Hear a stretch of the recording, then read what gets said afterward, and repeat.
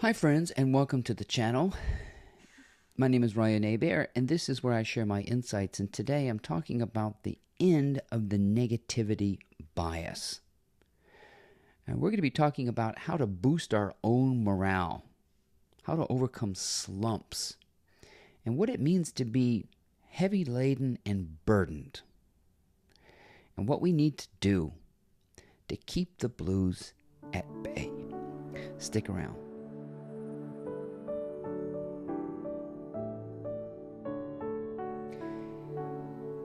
Likely, if you're watching this video, you are at a point where suffering has become insufferable. And this phenomenon has happened in me where there is a brick wall where you realize negativity does not serve you very well.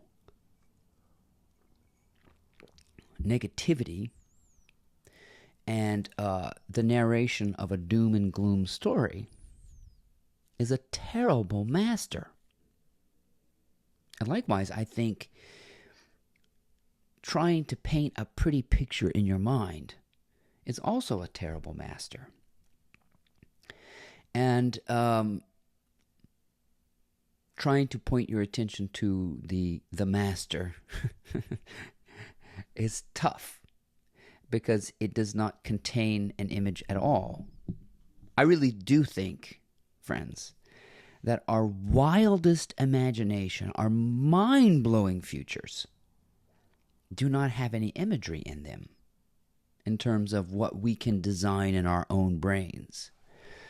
That the wildest imagination comes from some other realm, but that we can sense in a hunch or a resonance, and that is perpetuated by unreasonable enthusiasm.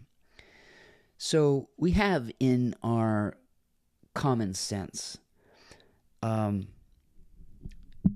something called the negativity bias, right?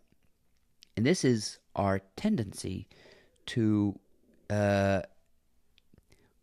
seemingly naturally gravitate towards the worst case scenarios. And a lot of us feel that. And in spiritual circles, we call that resistance. And it's very much like having a rubber band that seems to pull you. Moji calls it, he's a spiritual teacher, he calls it the pull. And you'll feel the pull in the morning usually, like, ugh, this idea of inertia or not wanting to, or just another day, and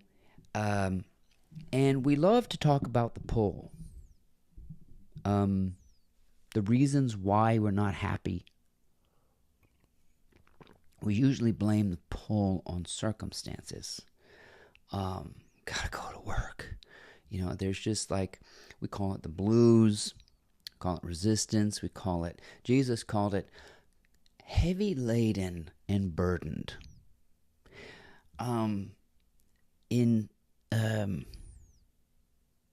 What's that song? Gray skies are going to clear up. Put on a happy face. It's the idea of gray skies. We also call it concern. We call it worry. These are the various stages of paranoia, the various shades of fear. That's all.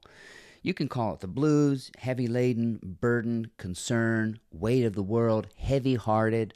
Whatever it is, you'll feel that pull, which is simply the pull of death. That's all. And you're living right now, but you are also dying.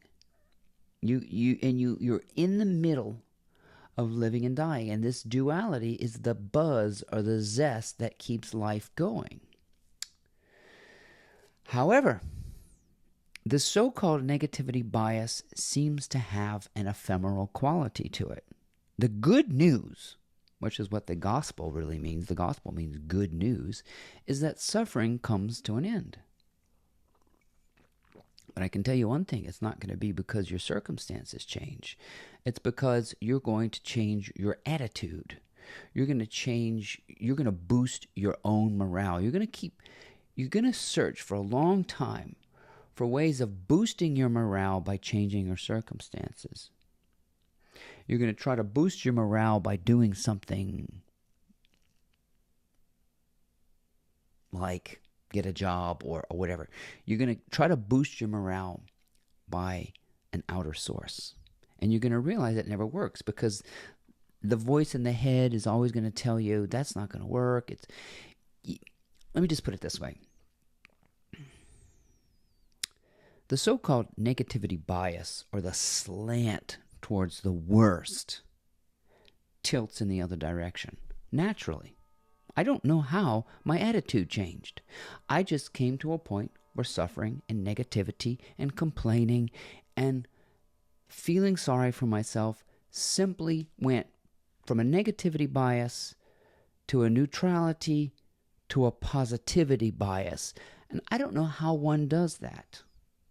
Other than it's all, like all things in the universe, it's a spontaneous happening. The turnaround point.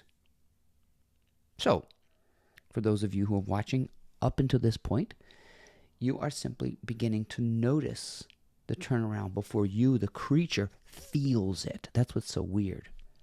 You will begin to watch videos like this and read books and try to understand yourself until you begin to feel it, believe it, know it, own it, allow it. However, might I tell you that the blues are not curable.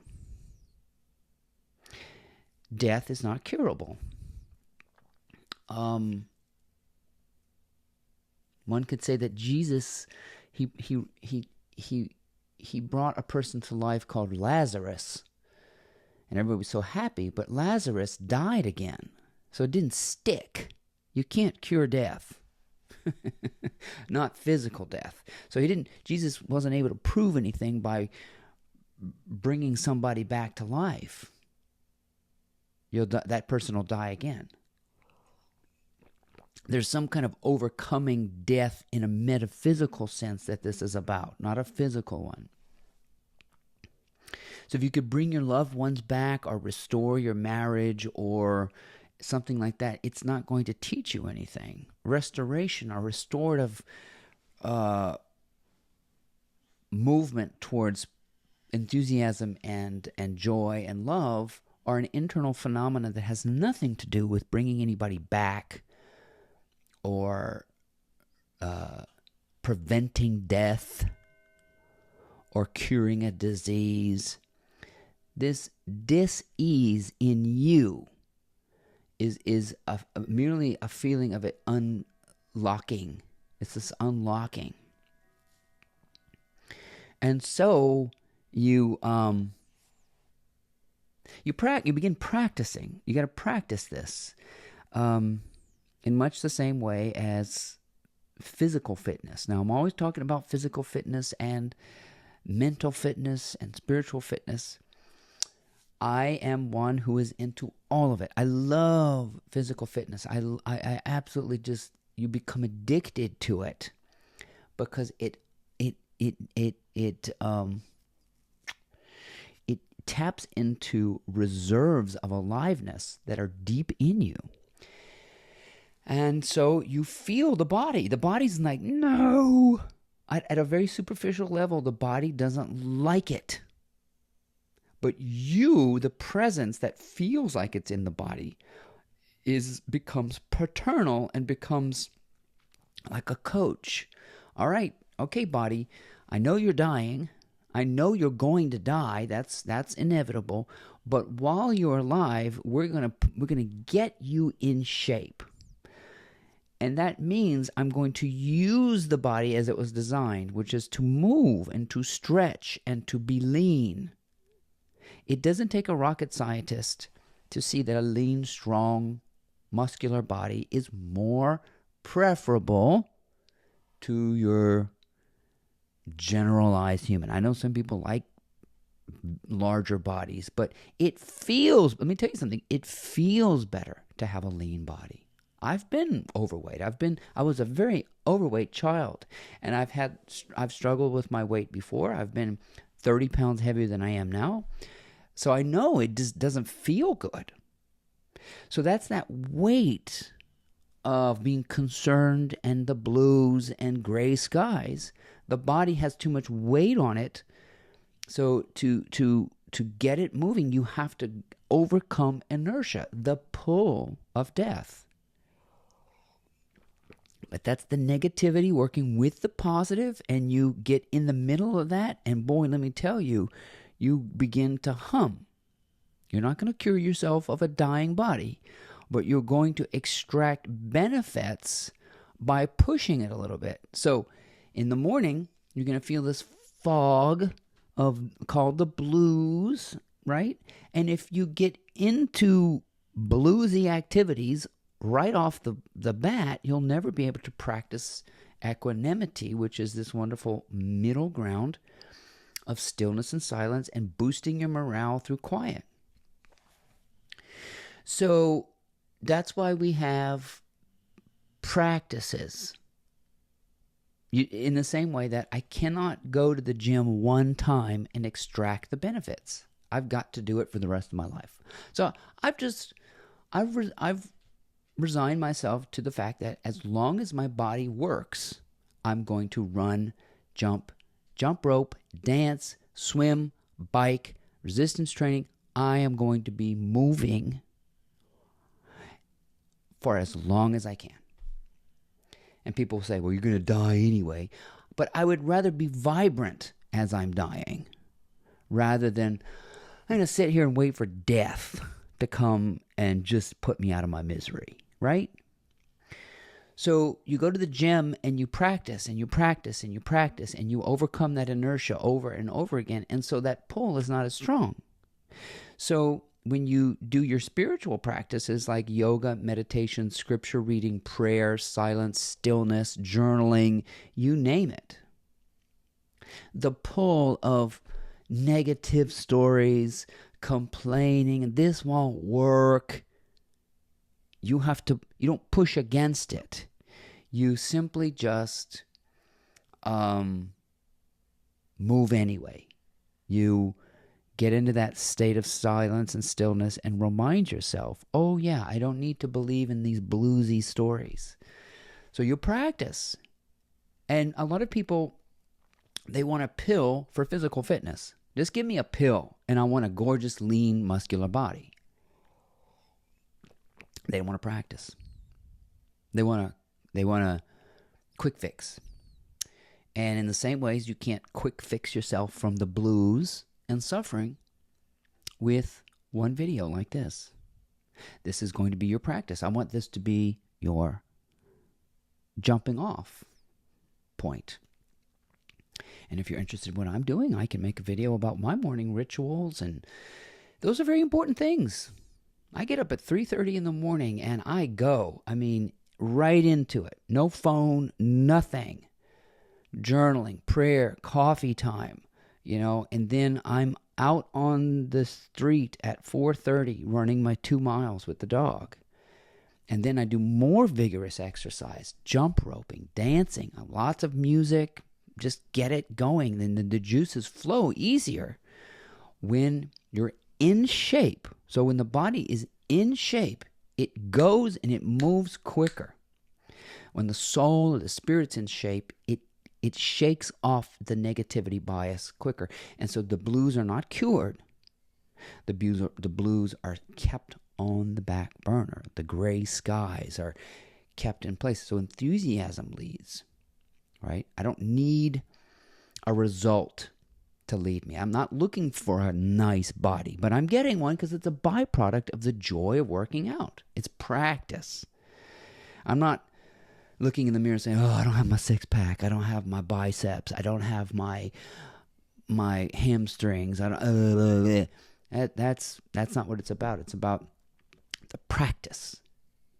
I'm going to do that for if I'm blessed enough to, I'm 50, if I'm blessed enough to live another 40 years and live to 90, I'm going to dance and move as much as I can. Even in my wheelchair, I'm going to try to move or whatever. I want to move until I die. And that movement and momentum and daily practice of getting still and getting into the stream of positive thinking is something that keeps the blues and the gray skies thin. And you're no longer heavy laden and burdened. You know how to break through that because you're higher. You're just in that state of being in shape. So yeah, I got bad news for you. You got to practice. But that's the good news, is that there's no cure for it. It's a chronic thing. The blues are a chronic dis-ease. And much like having a chronic disease in your body, you take your medicine, you do your practices. If you've got joint pains, you better move. If you got heavy-heartedness, move. Get into the flow of a spiritual practice. I'm not going to cure you, but I'm hoping to inspire you to get away from your phone, to get away from people, to get into that flow of silence and stillness and be healed in that gap between thinking. That's where this begins. So I hope I can encourage you to begin your spiritual practices and to reverse the negativity bias. The blues cannot be cured, but they can be lived with in much the same way as any kind of chronic illness if you've got the medicine, the practices, the venues, the options. Thank you for listening. My name is Ryan Hebert. Please check out my blog, mymorningmotivator.com.